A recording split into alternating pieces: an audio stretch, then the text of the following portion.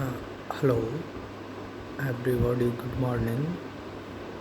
मानव भूगोल विषय की अध्याय श्रृंखला में आज हम मानव भूगोल के मूल सिद्धांत के विषय में चर्चा करेंगे।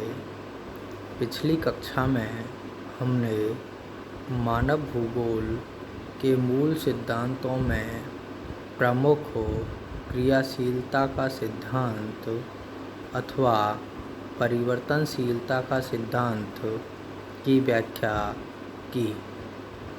आज हम मानव भूगोल के दूसरे महत्वपूर्ण सिद्धांत पार्थिव एकता का सिद्धांत प्रिंसिपल ऑफ टेरेस्ट्रियल यूनिटी की चर्चा करेंगे। क्रियाशीलता सिद्धांत और पार्थिव एकता का सिद्धांत दोनों ही फ्रांसीसी विद्वान जीन ब्रुन्स के द्वारा दिए गए हैं। क्रियाशीलता के सिद्धांत में जहाँ प्रत्येक घटना के पीछे अन्य घटनाओं का हाथ होता है, उसी प्रकार यह इसका विपरीत स्वरूप है। पार्थिव एकता में पृथ्वी की परस्पर घटने वाली घटनाओं में आपसी संबंध होता है, अर्थात पृथ्वी एक अविभाज्य इकाई होती है। पृथ्वी के सभी तत्व एक गुथी हुई माला की तरह होते हैं। वातावरण के सभी तथ्य एक दूसरे से घनिष्ठ संबंध रखते हैं। पार्थिव एकता के सिद्धांत में रैटजेल के विचारों का अध्ययन किया जाए तो रैटजेल महोदय के अनुसार वातावरण के सभी भौगोलिक तथ्य, चाहे वे चेतन हों अथवा अचेतन हों, एक दूसरे से संबंधित होते हैं।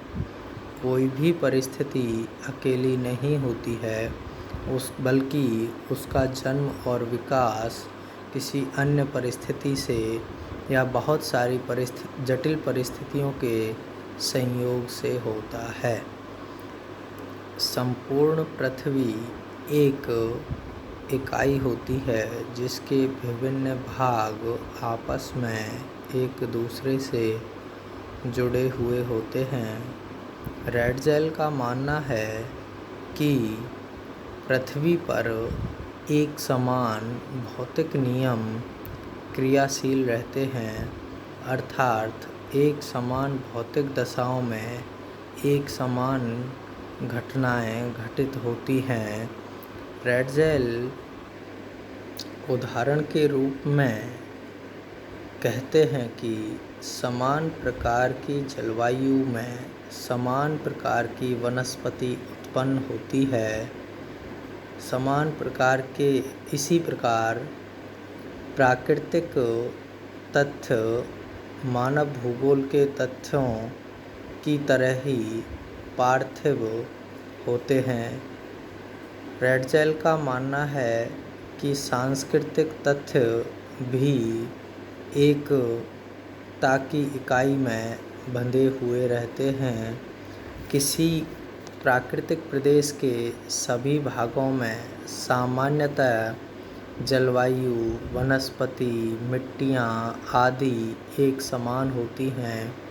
रैटजेल ने अपनी पुस्तक एंथ्रोपोजियोग्राफी में इस सिद्धांत पर बल दिया है कि मानव भूगोल के भूदृश्य पार्थिव एकता से संबंधित होते हैं, जो केवल उसी के द्वारा समझाए जा सकते हैं। प्रत्येक स्थान पर भौगोलिक दृश्य वहाँ के वातावरण से संबंधित और वातावरण भौतिक दशाओं का योग होता है।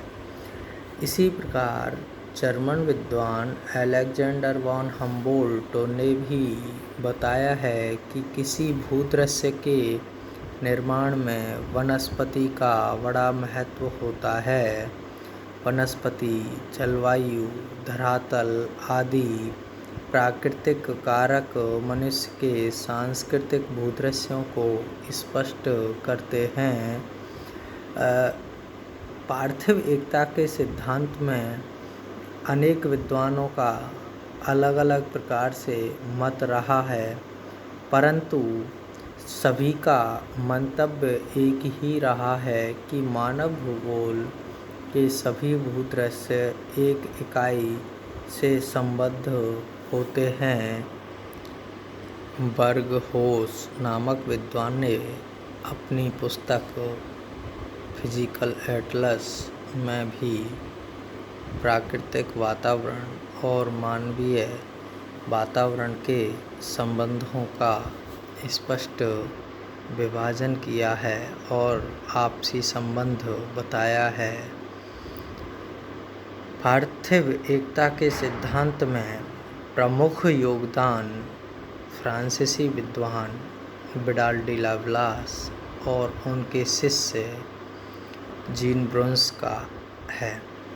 उनके अनुसार किसी स्थान के जीवधारी जैसे वनस्पति, जंतु, मनुष्य होते हैं, उन सब में एक पारस्परिक संबंध होता है और ये सब अपनी परिस्थिति से समायोजन स्थापित करते हैं। ब्लास ने वनस्पति की अपेक्षा जीव जंतुओं को श्रेष्ठ माना है। जीव जंतुओं में भी ब्लास ने मनुष्य को श्रेष्ठतम माना है, क्योंकि उसके पास बुद्धि होती है और वह बुद्धि के द्वारा वातावरण में विभिन्न प्रकार के परिवर्तन करता है। सर्वाधिक परिवर्तनशील स्वयं मानव सर्वाधिक परिवर्तन प्रकृति में करता है। विडाल डी लाप्लास का मानना है कि पृथ्वी एक सक्रिय इकाई के रूप में अवस्थित है और इस इकाई पर सभी घटनाएं एक दूसरे से संबंधित होते हुए घटती हैं।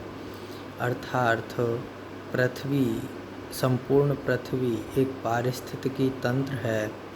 जिस पारिस्थितिकी तंत्र में एक तत्व दूसरे तत्व से संबंधित होता है, स्वयं प्रभावित होते हुए दूसरे को भी प्रभावित करता है। इस प्रकार पार्थिव एकता के सिद्धांत में निष्कर्ष के रूप में हम ऊपर दिए गए विद्वानों के विचारों के आधार पर यह कह सकते हैं कि पृथ्वी के जैविक और अजैविक तत्वों के मध्य पारस्परिक रूप से अंतःक्रिया होती है।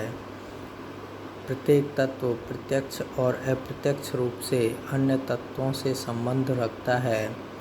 पृथ्वी तल पर सांस्कृतिक वातावरण में या प्राकृतिक वातावरण में परिवर्तन विभिन्न कारणों के यौगिकों का सम्मिलित प्रभाव होता है। इस प्रकार हम यह देखते हैं कि पारिस्थितिकी तंत्र जिस प्रकार एक क्रियाशील इकाई होता है, उसी प्रकार जीन ब्रोंस के अनुसार या जीन ब्रोंस का मानना है कि संपूर्ण पृथ्वी के तत्व पार्थिव एकता के सिद्धांत से बंधे हुए हैं। कोई भी तत्व अपना स्वतंत्र अस्तित्व नहीं रखता है, वह अन्य तत्वों के अस्तित्व से अपना अस्तित्व स्थापित रखता है। इस प्रकार आज हमने मानव भूगोल के द्वितीय महत्वपूर्ण सिद्धांत की चर्चा की। अब तक हम मानव भूगोल के अध्ययन श्रृंखला में मानव भूगोल की परिभाषा, उद्देश्य, विषय क्षेत्र, मानव भूगोल का विकास, उत्पत्ति, मानव भूगोल के आवश्यक तथ्य तथा मानव भूगोल के मूल सिद्धांत विषय की श्रृंखला में आगे बढ़ रहे हैं। मैं विष्णु कुमार, सहायक आचार्य, राजकीय कन्या महाविद्यालय धौलपुर। धन्यवाद।